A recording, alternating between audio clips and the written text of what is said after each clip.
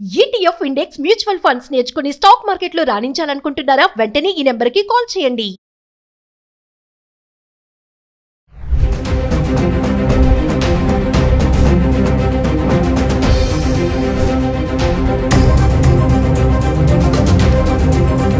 Hi viewers, India's largest digital media network Suman టీవీకి స్వాగతం. ప్రస్తుతం మనతో ఉన్నారండి motivational speaker and Kinnera welfare society founder Nagachandrika అమ్మ.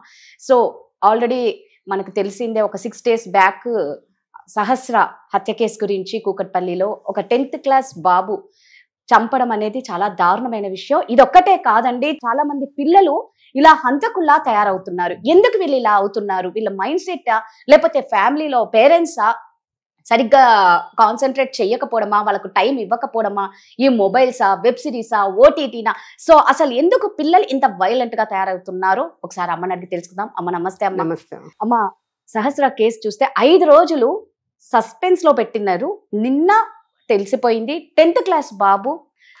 ఎంత క్రిమినల్ మైండ్ ఉందంటే ముందే రాసుకొని ఇలా 1 by 1 అని సిలిండర్ లీక్ కూడా చేసేసి కాలిపోయిందని చెప్పేద్దామని కూడా ఫిక్స్ అయిపోయి, అంటే 1 by 1 రాసుకొని 80,000 దొంగతనం చేసి ఉండి పగలగొట్టేటప్పుడు శబ్దంకి పాప బయటికి వస్తే అతి కిరాతకంగా కత్తితో పొడిచి చంపేశాడు.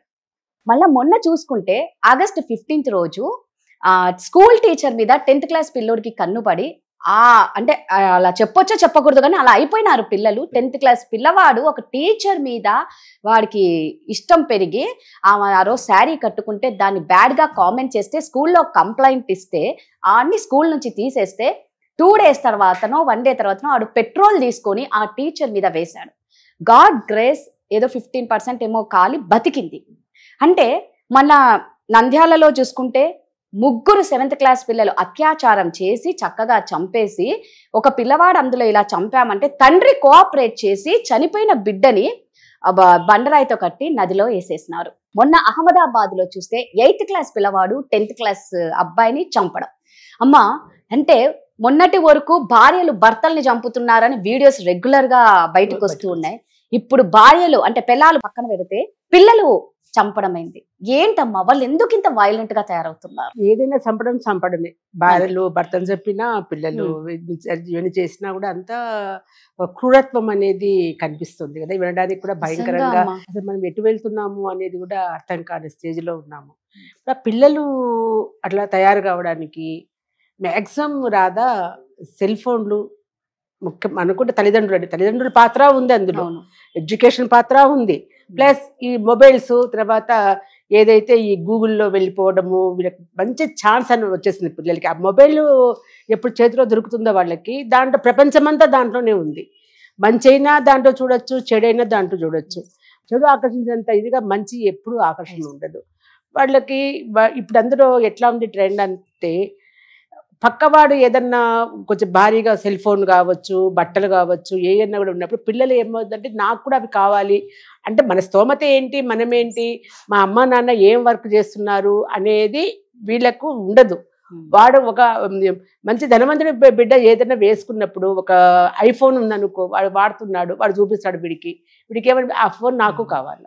ఎట్లా వస్తుంది వీడికి? అంటే ఇప్పుడు వీడి కోరికలో తప్పు ఉందా, లేకపోతే ఇదేంటో తప్పు ఉందంటారు? వాడి చేతికి తల్లిదండ్రులు ఐఫోన్ ఇవ్వడం తప్పు. అందులో స్కూల్కి వెళ్ళినప్పుడు ఫోన్లు తీసుకోవాల్సిన అవసరం ఏముంది? అంటే తల్లిదండ్రులు పిల్లలు ఎక్కడికి వెళ్తున్నారు, ఏం చేస్తున్నారు, ఏం చూస్తున్నారు మొబైల్లో. ఈ ఓటీటీ సిరీస్ వచ్చి ఎక్కువైంది. ఆ ఓటీటీ సిరీస్ చూసే ఈ పిల్లవాడు ఇలా అయిపోయాడు. దీనికంతా ఇప్పుడు సమాజంలో ప్రతి ఒక్కరు ఇలా కారణమవుతున్నారు.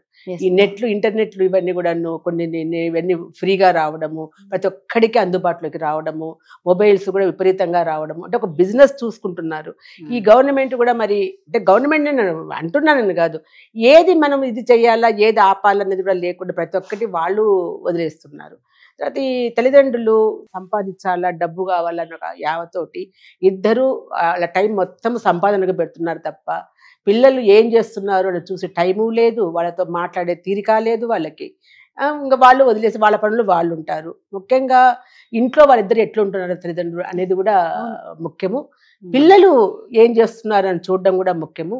స్కూల్కి పోయిన తర్వాత ఎట్లా ప్రవర్తిస్తున్నారు అనేది ముఖ్యం. ఎడ్యుకేషన్ సిస్టమ్ కూడా ఇప్పుడు బాగలేదు. ఎడ్యుకేషన్ ఏముంది ఇప్పుడు చెప్పండి. అప్పుడు పూర్వకాలంలో మనం చదువుకునేటప్పుడు మనం అంటే నువ్వు నాకు బాగా చిన్నదానివి చదువుకునే టైంలో ఉండే ఎడ్యుకేషన్, ఆ పుస్తకాలు, ఆ పాఠ్యాంశాలు వేరే, ఆ టీచర్స్ వేరే, ఆ గౌరవం వేరే, గురువు ఎంత తల్లి తండ్రి గురువు దైవం. దైవం భగవంతుడు అంటే లాస్ట్లో వస్తున్నాడు. మరి తల్లి ఫస్ట్, తండ్రి తర్వాత గురువు, మొత్తం విజ్ఞానం అంతా పిల్లలకి నేర్పించే గురువు. వీళ్ళంతా కూడా ఏ రకంగా ఉన్నారు, ఆ పాఠ్యాంశాలు సరిగ్గా ఉన్నాయా, ఇవన్నీ కూడా చాలా కారణాలు అవుతున్నాయి రాధా. ఇది ఏదో ఒక్కటి అమ్మా నాన్నే దీనికి కారణము, మొబైల్సే కారణము, మీడియానే కారణము, ఇదే అంటాం మనం అన్ని కూడా. సమాజం అంతా దీనికి కారణం అవుతున్నారు అనమాట. ముఖ్యంగా అంటే మీడియా చాలా దీనికి సహకరిస్తుందని నా అర్థం. ఇప్పుడు తల్లిదండ్రులు కూడాను అమ్మ ఏ టీవీ సీరియల్ పెట్టుకొని చూస్తుంటుంది ఆమె, దాంట్లో ఎంతసేపు నా టీవీ సీరియల్ మనకు వస్తున్నాయి కదా తెలుగు టీవీలో, అది ఏముంటుంది, ఆడబిడ్డను అత్త చంపింది, అత్తను ఇల్లు చంపినారు, కోడలు నీళ్ళు చంపినారు, ఆ క్రూరత్వమైనటువంటి ఆలోచనలు ఇవన్నీ తల్లి చూస్తున్నప్పుడు పిల్లలు కూడా ఉంటారు అక్కడే. ఇవన్నీ మరి ఏం చూడాలి? మీడియా అని అంటాం. మీడియాలో చాలా మంచివి ఉన్నాయి, ఇవే లేవు, చాలా మంచివి ఉన్నాయి. మరి అవెందుకు పిల్లలు ఉన్నప్పుడు పెట్టుకొని చూడకూడదు? తల్లి మీ సీరియల్సే పెట్టుకొని చూపించినప్పుడు వాళ్ళు ఏమవుతుంది, అవి నేర్చుకుంటారు.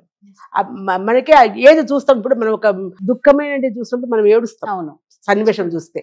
అట్లాగే క్రూరమైన సన్నివేశం చూసినప్పుడు ఒక విధమైన ఒంట్లో మనకు ఒక విధమైన ఇది వచ్చేస్తుంది. అట్లా ప్రతిదీ కూడా మనకు మన అహభావాలు మారుతూ ఉంటాయి ఆ సన్నివేశాన్ని బట్టి.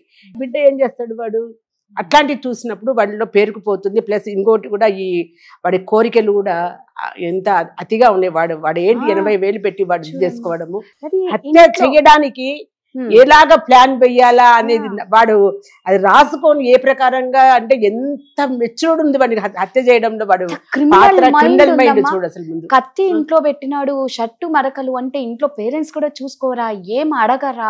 5 రోజులు వాడు తప్పించుకొని చక్కగా స్కూల్కి వెళ్తున్నాడు. ఫస్ట్ డే పోలీసులకు చెప్పింది అంటే ఎంత బాగా నటించాడంటే ఎక్కడా నా తప్పు లేదని. అరుపులు వినిపించినాయి, డాడీ డాడీ అన్న అరిచింది. అంటే నువ్వు తప్పించుకోనికి ఎంత డ్రామా అన్నావు. కానీ ఒకటి, వీళ్ళు తప్పు చేసిన వాళ్ళు ఎవరైనా అమ్మా ఏదో ఒక చిన్న క్లూతో పట్టుబడతారని ఎందుకు తెలుసుకోలేకపోతే, ఇది తెలుసుకున్నాడు, అదే తెలుసు వాళ్ళకి. కానీ అతి తెలివి, నేను దొరకను అని అనుకుంటాడు. దొరికితే ఏమైతానని ఒక క్షణం ఆలోచిస్తే ఎవరైనా సరే, పిల్లలు కానీ పెద్దలు కానీ, ఇప్పుడు మనం చాలా ఎపిసోడ్స్ మనం చేసాం ఈ మధ్య కాలంలో, భార్యలు భర్తలు పెద్ద వాళ్లే కదా వాళ్ళంతా, వాళ్ళు కూడా చంపుతున్నారు. మరి వాళ్ళు దొరకడం లేదా? కొద్ది రోజుల కన్నా దొరుకుతున్నారు కదా. ఆ తర్వాత మీ లైఫ్ ఏంటి? ఇప్పుడు అబ్బాయి ఇప్పుడు వాడేంటి చిన్నవాడు కాబట్టి, 10th క్లాస్ పిల్లోడు కాబట్టి జువెనైల్స్ హోమ్స్ లో వాడు పెడతారు. వాడు శిక్ష ఉండదు వాడికి. పైగా వాడిని ఎవడో చూపించకూడదు, పేరు చెప్పకూడదు. ఈ రూల్స్ అన్నిటి కూడాను నేనేమంటే, నన్ను చంపేయాలమ్మా అని అంటావేమో, చంపాలని కాదు, వాడికి భయం ఉండదు, మైనర్ కాబట్టి వాడికి శిక్ష. కానీ ఇట్లా ఈ అమ్మాయికి ఏం న్యాయం జరుగుతుంది? ఇలాంటి పిల్లలకి, ఈ మైనర్ చేతిలో బలైన పిల్లలకి న్యాయం ఇప్పుడు నువ్వే చెప్తున్నావు, ఎవడో పిల్లలు ముగ్గురు అమ్మాయిని పిల్లలు 7th క్లాస్ పిల్లలు రేప్ చేయడం ఏంటి? అసలు రేప్ అంటే ఏంటి, సెక్స్ అంటే ఏంటి, ఏ విధంగా వాళ్ళు తెలుసుకుంటున్నారు ఇవన్నీ? అంటే ఇవన్నీ చూసి తెలుసుకుంటున్నారు. ఇంట్లో తల్లిదండ్రులు చూడడము, మొబైల్ చూడడము.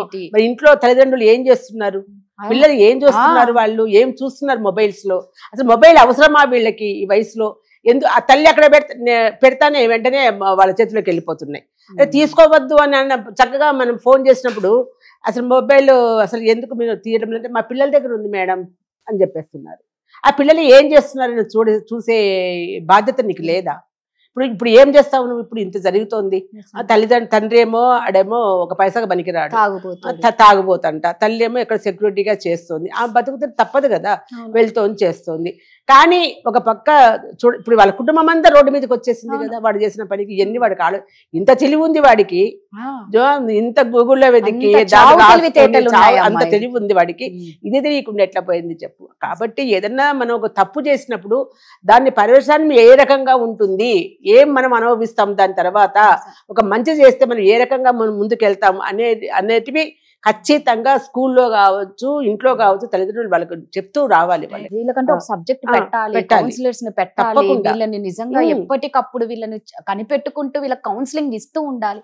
ఇవన్నీ చూస్తే అమ్మా ఎందుకు ఇంత వైపరీత్యాలు జరుగుతున్నాయి, భార్యలు భర్తల్ని చంపడం, తల్లి పిల్లల్ని చంపడం, పిల్లలు ఇలా చంపడం, ఇవన్నీ చూస్తూ ఉంటే అసలు ఎందుకు ఇలా అయిపోతుంది సొసైటీ? ఎందుకంటే మన సొసైటీ మరి ఇక్కడ మనం చూసే పరిసరాలు ఆ పరిస్థితులు మనము మొత్తం అన్ని కూడా తోడైతుంది.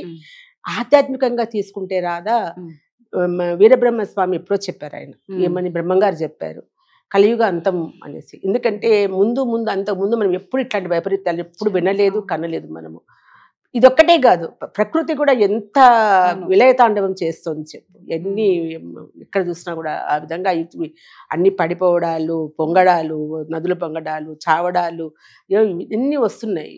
ఇటువంటివన్నీ కూడాను కరెక్ట్గా మనకు కలియుగం అంతానికి దగ్గర అవుతున్నాము. అంటే నేను సమర్థించడం లేదు కాబట్టి జరుగుతున్నాయని కాదు, వినాల్సినవి ఏవేవో చూడాల్సి వస్తుంది మనం. అసలు అంటే మనం ఎప్పుడు కని విని ఎరగినటువంటి పరిణామాలు జరుగుతున్నాయి. దీన్ని మనం ఆపలేము, కానీ కొంచెమన్నా మనం ప్రశాంతంగా మనం బతకడానికి మనకి ఏం కావాలి, ఎలాంటి మనం ఉపయోగించుకోవాలి, ఏం చెయ్యాలి అనేది ప్రతి ఒక్కరు, ప్రతి ఇంట్లో తల్లి తండ్రి, స్కూల్లో టీచర్స్ కావచ్చు, ఇరుగు పొరుగు కానీ ఎవరైనా కూడా ప్రతి ఒక్కళ్ళు కూడా మనము జాగ్రత్తగా ఉంటేనే కనీసం మిగిలిన జీవితం అన్నా మనము ప్రశాంతంగా వెళ్తాం. కానీ ఇది చాలా చోట్ల ఇప్పుడు ఇంకోటి కూడా చెప్పినావు నువ్వు, టీచర్ని పిల్లాడు అంటే తల్లి ఎంతో ఆమె అంతే, గురువు ఒక గురువును. ఇది ఇక్కడే కాదు, ఇంతకుముందు కూడా జరిగింది. వాడు కూడా 15 ఏళ్ళ అబ్బాయి టీచర్ను పెళ్లి చేసుకోమని వెంటబడితే ఆమె కాదనిందని కత్తితో పొడిచి చంపేసినాడు. ఇది నేను మళ్ళీ ఇప్పుడు రెండోది, టీచర్ని చంపడము. ఇక్కడ ఈవిడ పిరోసిన కోసం కాల్చాడు. ఇట్లా పోతూ ఉంటే ఇది నీకు అంతం లేదా, ఎలా దీన్ని మనము ఆపగలుగుతాము? ఒక్కసారి పేరెంట్స్ అందరూ బాధ్యతగా తీసుకోవాలి, తల్లిదండ్రులు, అందరూ, సమాజం, ప్రతి ఒక్కరు బాధ్యతగా తీసుకొని దీన్ని మీద ముఖ్యంగా గవర్నమెంట్ కూడా వాళ్ళు శిక్ష వేస్తున్నారు, కానీ మన దేశంలో చట్టాలు సరిగ్గా లేవు అసలు. అందుకే ఇలాంటివి ఎక్కువ. పిల్లోడైతే ఏమి, పెద్దోడైతే ఏమి, ఎవరైనా చేసే పనులు చేయట్లేదు కదా, వాడు ఇంకా చెలరేగిపోతాడు కదా, తప్పు. అంటే నువ్వు ఒక మర్డర్ చేయడం అనేది, పిల్లలు అంటే పిల్లల్లాగా లేరు వాళ్ళు, అక్కడ మైనర్ లాగా ఎక్కడున్నారు? క్రిమినల్ మైండ్స్ పెట్టుకొని వీళ్ళని మైనర్ అనే ఒక బోర్డు పెట్టి వదిలేయాల్సి వస్తుంది. ఇంకా వీడికి 10 మంది అక్కడ జత ఇతర జూనియర్స్ లో ఇంకా చూడు ఎట్లా ఉంటుందో చూడు. మరి ఇలా వాళ్ళని తీసుకురావాలి, చాలా జాగ్రత్తగా గవర్నమెంట్ డీల్ చేయాల్సి వస్తుంది. థ్యాంక్ యూ అమ్మా.